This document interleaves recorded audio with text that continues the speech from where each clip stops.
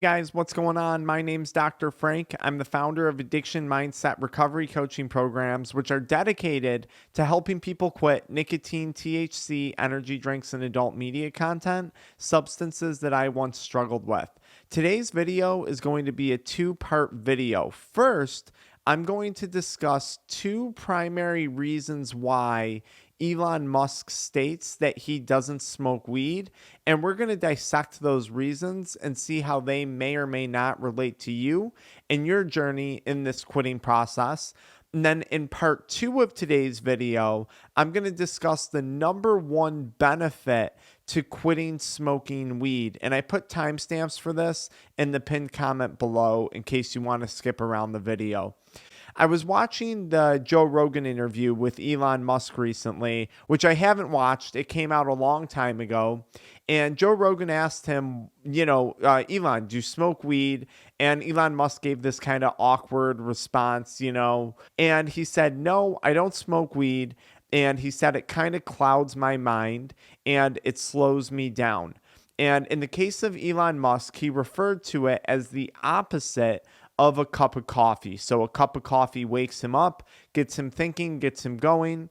And he said weed just slows him down. So in a sense, you could assume Elon Musk was saying that it made him lazy, it made him less productive. For whatever reason, in his case, it just didn't agree with him. And that was certainly the case for me during the end of my addiction with THC, something that actually I could say at one point motivated me, probably benefited me throughout school, that actually helped me with stress relief.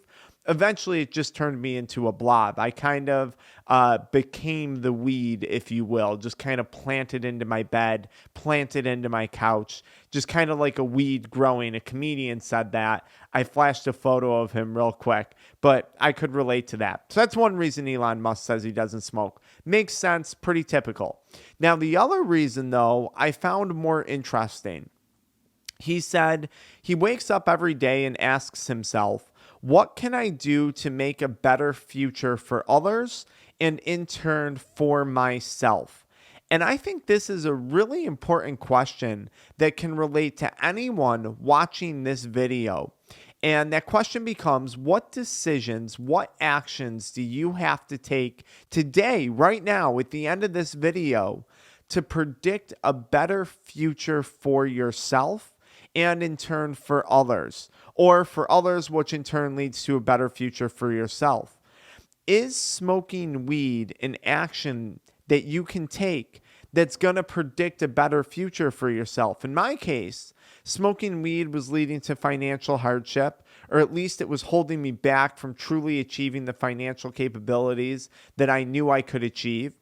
Smoking weed was certainly hindering my relationships. There's no question about that, with family, with my mother, with my sisters, but it was also damaging my personal relationships, my intimate relationships, right?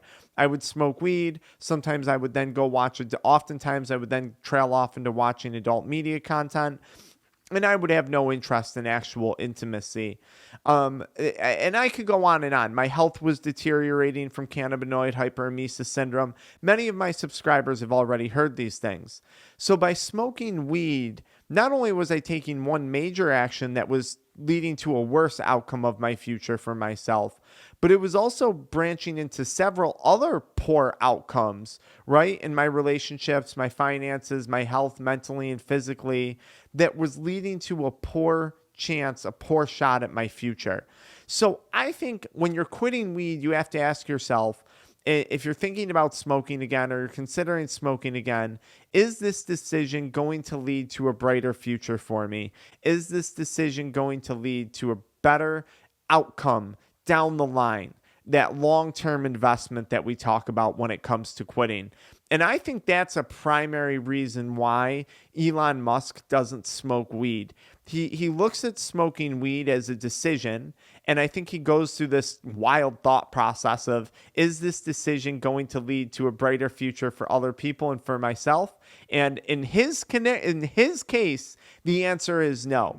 I think the biggest benefit that we have to to receive from quitting is taking back control of our minds. I was listening to a podcast the other day, and they were talking about Navy SEALs, and they were talking about prisoners of war.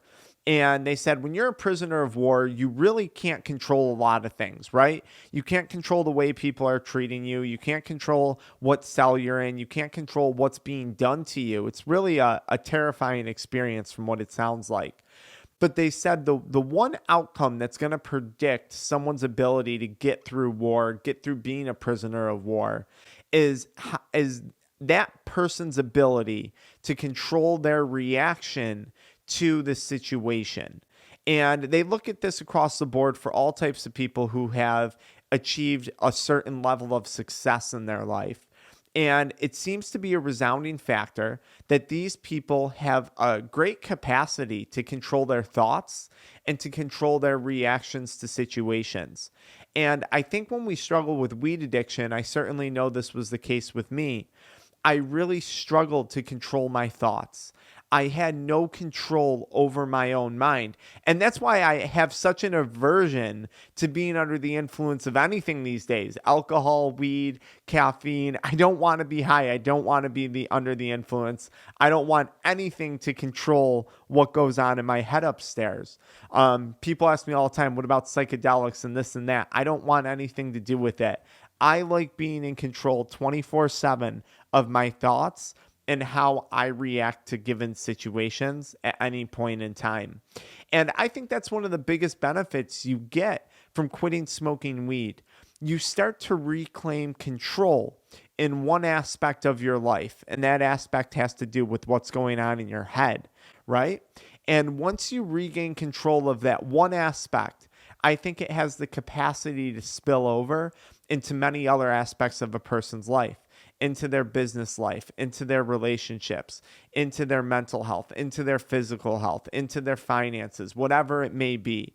But just by gaining control over the addiction, by putting your foot down, quitting, no longer arguing with that addictive voice and controlling it, I think you stand to gain so much control in so many avenues of life. I really think it's a reward that just really keeps on giving. The longer you stay committed to it, the more it keeps on giving.